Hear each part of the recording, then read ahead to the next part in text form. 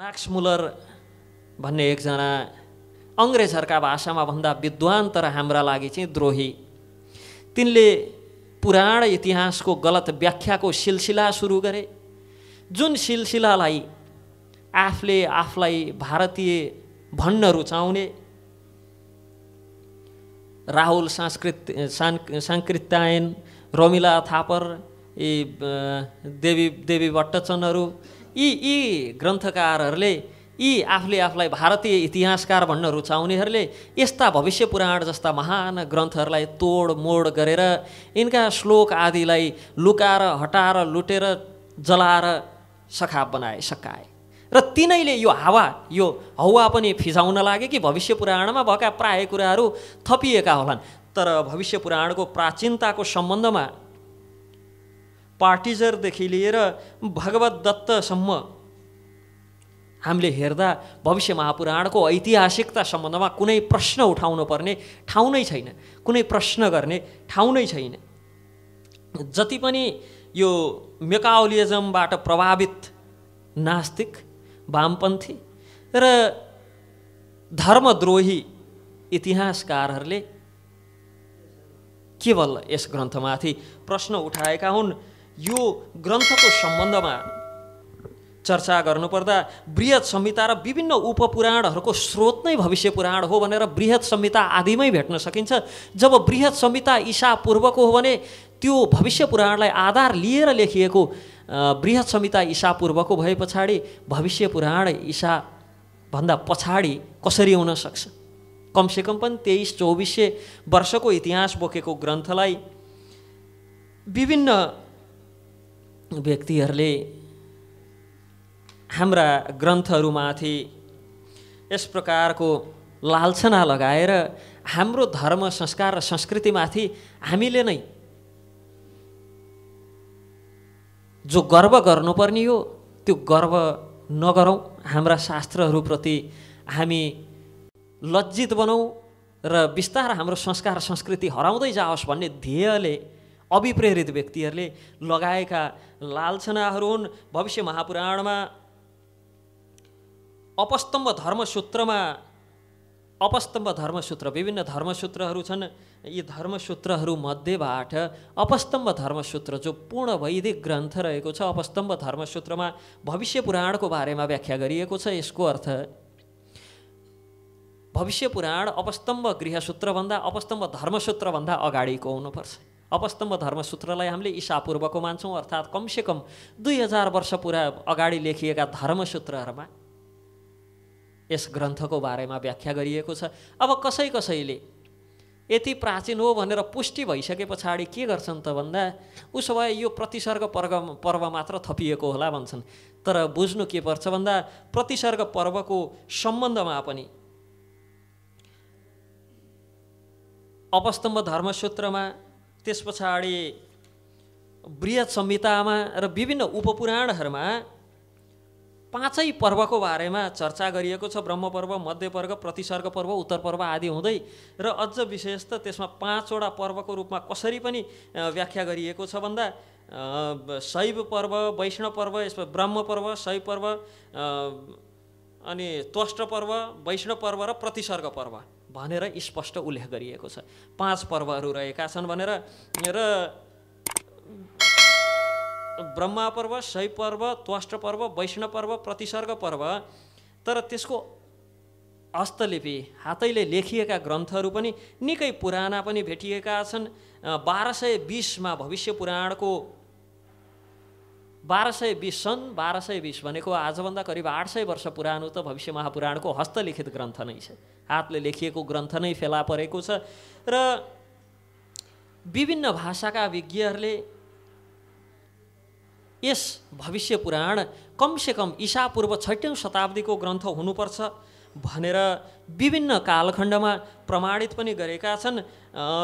मान्छेहरूलाई मुख्यतः यस सम्बन्धमा भ्रम भविष्य पुराण पछि लेखिएको हो कि भन्ने भ्रम भएको एउटै कारण नानकदेखि कबीर, सुर, तुलसी, जयचन्द्र, पृथ्वीराज आदि सबै सम्बन्धित इतिहास यो ग्रन्थमा भएका कारण व्यक्तिहरूमा चाहिँ भ्रम पैदा भएको छ। न यो ग्रन्थ चाहिँ पछि लेखिएको हो कि वैदिक ग्रन्थ होइन कि भने। तर धेरै इतिहासकारहरूले, यहाँसम्म कि पश्चिमा इतिहासकारहरूले समेत यस ग्रन्थ भविष्य महापुराणलाई नै इतिहासको, मध्यकालीन इतिहासको प्रमुख आधार मानेर यसमा उल्लेखित विषयहरूको आफ्ना विभिन्न ग्रन्थहरूमा चर्चा गरेका छन्। भविष्य महापुराणमा निर्दिष्ट कर्मकाण्ड सम्बन्धी प्रकरण यति ओज र यति गजबले प्रभावित भएको छ कि भविष्य महापुराण पढ्दै जाँदा सुरुको खण्डमा कतै यो समस्त रूपमा केवल कर्मकाण्डकै मात्र ग्रन्थ त होइन भन्ने पनि लाग्छ। त्यति विस्तृत रूपमा भविष्य महापुराणले व्याख्या गरेको छ कर्मकाण्ड क्षेत्रमा। र भविष्य महापुराण सुरु हुन्छ शतानिक र महामुनि सुमन्तुको वार्तालापबाट सुरु हुन्छ। भक्त भागवतहरू, शतानिक भविष्य महापुराणमै प्रसङ्ग आउँछ र यो प्रसङ्गलाई महाभारतले पनि पुष्टि गर्छ। शतानिक नाम गरेका 3 राजाहरू थिए। तीमध्ये एकजना ययाति वंशमा बृहद्रथको पुत्रका रूपमा महाबलशाली र पराक्रमी ऐश्वर्यशाली राजा भए, जसको नाम शतानिक थियो भने नकुलका छोरा, महाभारतमा जो 5 पाण्डव रहेका छन् तीमध्ये एक नकुल छन्, नकुलका छोराको नाम पनि शतानिक थियो।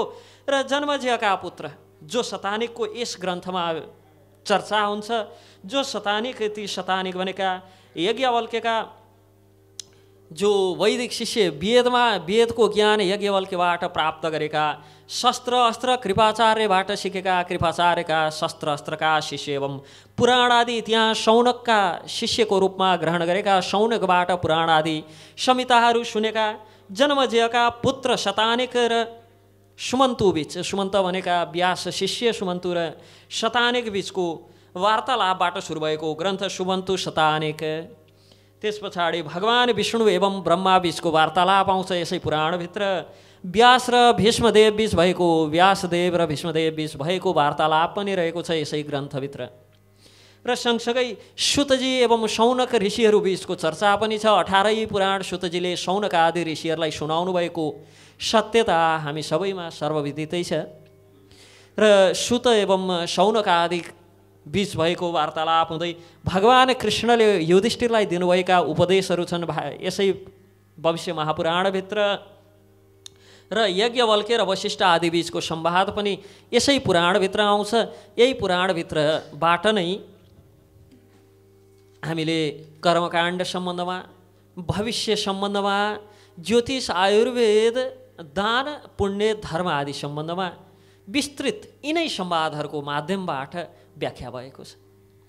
र पराशरका पुत्र व्यासले आनन्ददायिनी कथाले युक्त अनेक पुराणहरूको रचना पश्चात स्वान्त सुखाय कलियुगमा घटित हुने सम्पूर्ण सबै धर्मलाई यो भविष्य पुराणमा सङ्ग्रहित गर्नुभएको छ। भविष्य पुराणले अब भविष्यमा हुने, कलियुगमा हुने, कलियुगको समुचित वर्णन यो भविष्य महापुराणले गर्छ। सबै ऋषिहरूमा प्रमुख पराशर आदिद्वारा प्रणीत स्मृतिमा बताइएका धर्मका स्वरूप, वेद एवं इतिहासको अर्थ व्यासले भविष्य पुराणमा संक्षेप रूपमा व्याख्या गर्नुभएको छ। अल्पायु, विद्याहीन, पशु समान कर्म गर्ने, कर्मबाट निरत रहने सांसारिक प्राणीहरूको लागि भनेर यस्ता व्यक्तिहरूलाई दुखी देखेर पराशर पुत्र श्री व्यासजीले यी सबै व्यक्तिहरूलाई जागृत गर्नका लागि यो विख्यात भविष्य पुराणको रचना गर्नुभयो। भागवत आदि पुराणमा पाउँछौँ हंस समान सन्तहरूका लागि भागवतको रचना भयो। अर्थात् भागवत परम शुद्ध वैष्णवहरूका लागि रचना भयो। जो अमलम पुराणम, कुनै प्रकारको मल छैन, तर भविष्य पुराणको सम्बन्धमा भन्दा भविष्य पुराणभित्रै व्याख्या गरिएको छ।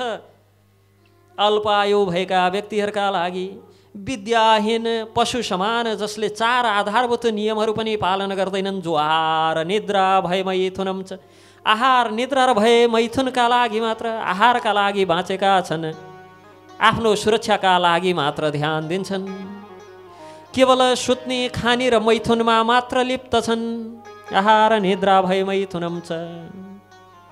यस्ता व्यक्तिहरूका लागि पशु समान कर्म गर्नेहरू केवल अथतो ब्रह्म जिज्ञासा, ब्रह्म सम्बन्धमा जिज्ञासा छैन, केवल आहार निद्रा भए मैथुनमा मात्र व्यस्त छन्। यस्ता व्यक्तिहरूलाई देखेर, यस्ता सांसारिक व्यक्तिहरूलाई देखेर यो पुराणको रचना भयो। यसकारण यो पुराण राजसी पुराणमा पर्छ।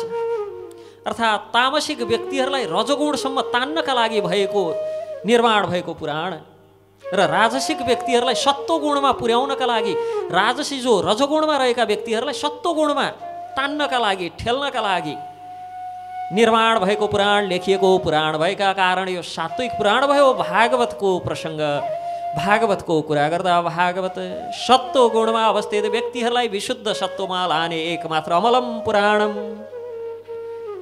कुनै प्रकारको मलबाट रहित पुराण। यसरी पुराणको वर्गीकरण गुणका भेद अनुसार पुराणको वर्गीकरण गरिएको छ। र यो पुराणको वर्गीकरण सम्बन्धमा यही भविष्य पुराणमा पनि प्रसङ्ग आउँछ। पद्म पुराणको उत्तरखण्डमा व्याख्या गरिएको छ सात्विक पुराण भनेर। विष्णु पुराण, गरुड पुराण, नारद पुराण, भागवत पुराण, पद्म पुराण र वराह पुराणलाई सात्विक पुराणको सूचीमा सात्विक पुराणको रूपमा हेरिन्छ भने राजसिक पुराणमा ब्रह्माण्ड पुराण, ब्रह्मवैवर्त पुराण, मार्कण्डेय पुराण, भविष्य पुराण र वामन पुराणलाई राखिन्छ। त्यस पछाडि तामसिक पुराणमा मत्स्य पुराण, कुर्म पुराण, लिङ्ग पुराण, शिव पुराण, स्कन्द पुराण र अग्नि पुराण रहेका छन्। यी 6 पुराणहरू प्राचीनताको हिसाबले हेर्ने हो भने मत्स्य पुराणलाई प्राचीन मानिन्छ, किनभने यो सृष्टिको सुरुवातमा मत्स्य अवतार भगवान श्री विष्णुले सत्यव्रतलाई सुनाउनु भएको पुराण र त्यही पुराणले यी पुराणहरूलाई 6वटा पुराणलाई 3 भागमा वर्गीकरण गरेको छ। अब कुनै सात्विक पुराणले 3 भागमा वर्गीकृत गरेको भएदेखि र आफूलाई सत्वगुणमा राखेर हजुरलाई अरू पुराणलाई रजो तमो भन्दाखेरि कतै विभेद भयो कि भन्न पनि हुन्थ्यो। भलै हाम्रो जस्तो विभेद गर्ने मानसिकताले ग्रसित व्यासदेव हुनुहुन्न, तैपनि हामीले हेर्दा त हाम्रै अवस्थामा रहेर अरूलाई पनि दाँच्ने गर्छौँ। चोरले सबैलाई चोर देख्छ, साधुले सबैलाई साधु देख्छन्। यसकारण ठगिने अनि फस्ने, अन्यायमा पर्ने साधुहरू नै हुन्छन्। किन चोरले त सबैलाई चोर देख्छ अनि आफू सावधान हुन्छ। साधुहरूले सबैलाई साधु देख्छन्, सबैसँग साधुतापूर्ण व्यवहार गर्न सक्छन्, गर्न खोज्छन्, गर्ने प्रयास गर्छन् अनि ठगिन्छन् अनि फस्छन्। र व्यासद्वारा रचित पद्म पुराणको उत्तरखण्डमा कुर्म पुराणको द्वितीय स्कन्द 43औं अध्याय र 43औं अध्यायको 49औं श्लोकमा, स्कन्द पुराणमा र मत्स्य पुराणको 53औं अध्यायको 68 र 69औं श्लोकमा पुराणको भेदको बारेमा गुणअनुसार पुराणहरू 3 प्रकारका छन्। राजसिक पुराण, सात्विक पुराण एवं तामसिक पुराण रहेका छन् भनेर व्याख्या गरिएको छ। र थप प्रमाणका लागि र यी प्रमाणहरू हामी आफ्ना हिसाबले आफ्नो मनोगत रूपमा लिँदै छैनौँ। आदि आचार्यहरू, प्रधान आचार्यहरू शङ्कराचार्य, आद्य शङ्कराचार्य, आद्य रामानुजाचार्य, मध्वाचार्य आदिद्वारा उद्धृत उहाँहरूले समेट्नुभएका र उहाँहरूले आफ्ना भाष्यमा प्रयोग गर्नुभएका यी प्रमाणहरू हुन्। र थप प्रमाण आगम शास्त्रमा पनि पुराणको भेद, पुराण 3 प्रकारका हुन्छन्। गुणका भेदका आधारमा पुराणलाई 3 प्रकारले वर्गीकृत गरिएको छ। भक्त सज्जनहरू, यस सम्बन्धमा थप प्रमाण आगममा दिएको छ। आगम भनेर के हो फेरि? हामीलाई त यी पनि आगम आदि सम्बन्धमा, धर्मसूत्र, गृहसूत्र सम्बन्धमा यदि जान्नु छ भने भविष्य महापुराण मूल ग्रन्थ हो। यसका लागि आगम संहिता, आगम भनेको संहिताहरू हुन्। यी संहिता 3 प्रकारका छन्। शैव आगम भनेर शैव आगमहरू 28वटा ग्रन्थ छन् र शाक्त आगमहरू छन्। शाक्त आगम 77वटा छन् र वैष्णव आगम छन्। वैष्णव आगम 108वटा छन्। यी 3 प्रकारका आगम संहिताहरू शैव आगम, शाक्त आगम र वैष्णव आगमहरू, त्यो मध्ये 108 वैष्णव आगमहरू, 77 शाक्त आगमहरू र शैव आगमहरू। यस प्रकार थप प्रमाण आगम शास्त्रको प्रकाश संहितामा व्याख्या गरिएको छ। मत्स्यमं कुर्ममं तथा लिङ्गम शिवं स्कन्दं तथैव च अग्नेय च षडेतानि। अग्नेय षडेतानि यी 6 प्रकारका तामसानि निबोध मे। मत्स्यमं कुर्ममं तथा लिङ्गं मत्स्य कुर्म तथा लिङ्ग शिवं स्कन्दं तथैव च। शिवपुराण स्कन्दपुराण अग्नेय च षडेतानि अग्नि आदि 6 पुराणहरू तामस निबोधमे तामसी पुराणहरू हुन्। तमोगुणी व्यक्तिहरूका लागि निर्माण गरिएका, तमोगुणी व्यक्तिलाई राजसी सात्विक बनाउनका लागि निर्माण गरिएका पुराणहरू हुन्। यसमा दिएका कतिपय प्रमाणहरू तमोगुणी व्यक्तिहरूका लागि मात्र सर्वस्वीकार्य छन्। यी पुराणबाट हामीले छान्दाखेरि केवल सात्विक विषयहरू मात्र छानेर प्रमाणका रूपमा लिनुपर्छ भने वैष्णव नारदीयाञ्च विष्णु पुराण र नारद पुराण तथा भागवतं शुभम तथा भागवत पुराण गरुडं च तथा पद्मं गरुड पुराण र पद्म पुराण वराहं शुभ दर्शने।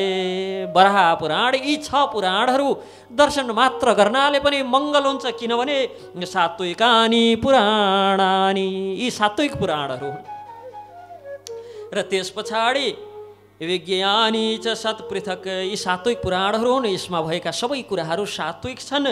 त्यस पछाडि ब्रह्माण्डं ब्रह्मकैवर्तं ब्रह्माण्ड पुराण र ब्रह्मवैवर्त पुराण। मार्कण्डेयं तथैव च मार्कण्डेय पुराण पनि।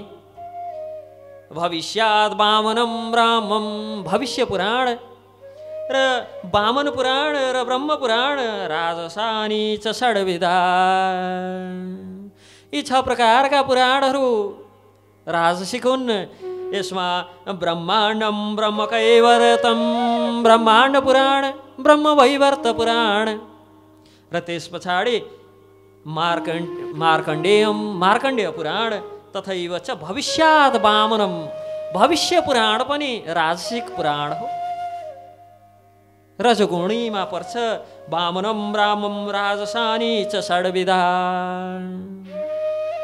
हेर्नुहोस् त यति स्पष्ट पुराणको बारेमा यिनै पुराणहरूमा यिनै संहिताहरूमा यिनै ग्रन्थहरूमा व्याख्या गरिदिएको छ कुन पुराण कुन गुण अन्तर्गत पर्छ र प्रमाण लिँदा कुन पुराणलाई प्रथम प्रमाण मान्ने।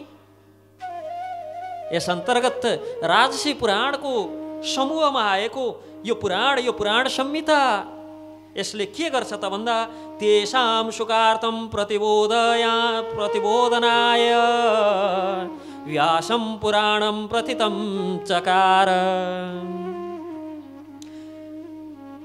यो विख्यात भविष्य पुराणको रचना तेषां सुखार्थं त्यस्ता व्यक्तिहरूको सुखका लागि। कस्ता व्यक्तिको?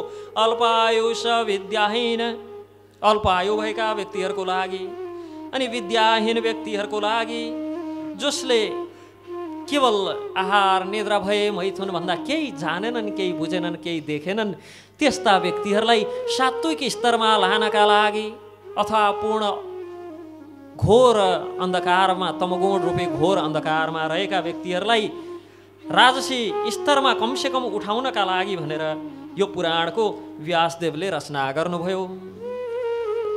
र यस पुराणमा चर्चा सुरु हुन्छ। पुराण एक समय व्यासजीका शिष्य महर्षि सुमन्तु तथा वशिष्ठ पराशर जैमिनी यज्ञवल्के गौतम वैशम्पायन शौनक अंगिरा आदि भारद्वाज आदि महर्षिहरू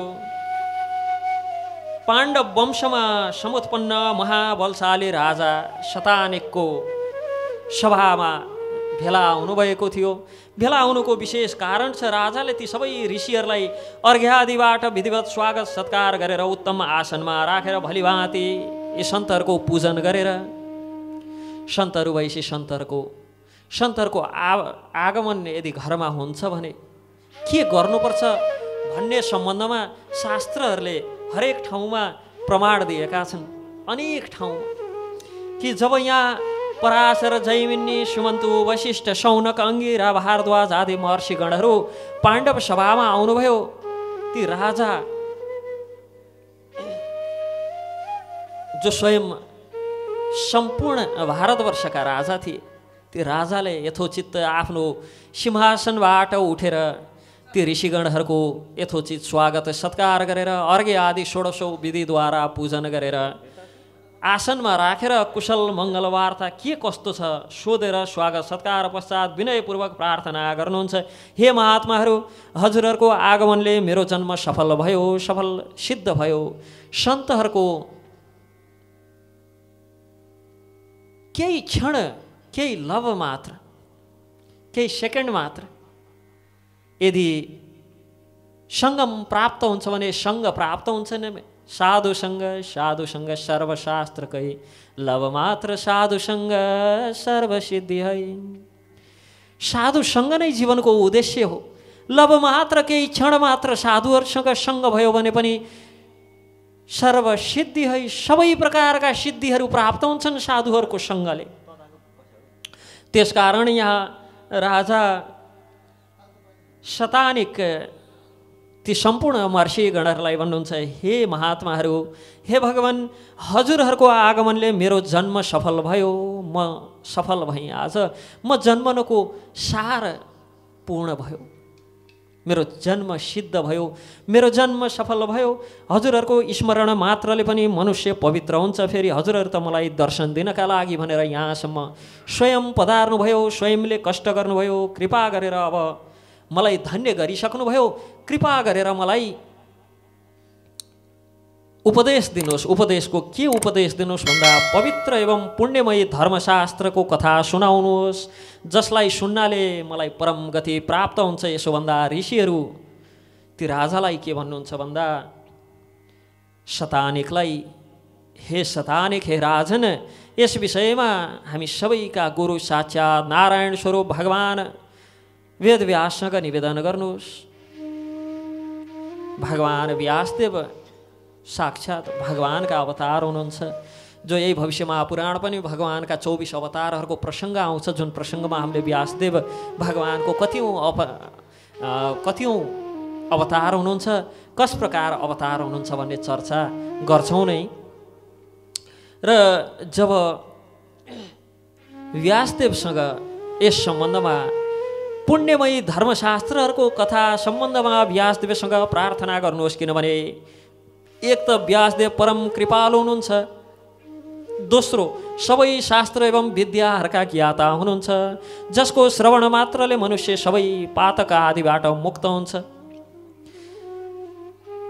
यस्ता महाभारत आदि ग्रन्थ रचना गर्ने रचनाकार, जस महाभारतभित्र गीतार्थम गन्धोत्कटम, गीता जस्तो उत्कृष्ट कोटिको ग्रन्थ समेत आउँछ, यस्ता महाभारत गीता आदिका रचनाकार व्याससँग यो प्रश्न गर्नुहोस् भन्दा राजा शतानिकले ऋषिहरूको कथनलाई सिरोपर गर्दै ऋषिहरूको कथनअनुसार सबै शास्त्र जानेका बुझेका व्यासदेवसँग प्रार्थनापूर्वक जिज्ञासा गर्नुहुन्छ। हे प्रभु, के जिज्ञासा गर्नुहुन्छ त भन्दा मलाई हजुर धर्ममय पुण्य कथाहरूको श्रवण गराउनुहोस्, जसबाट म परम पवित्र हौँ र यो संसार सागरबाट मेरो उद्धार होस्।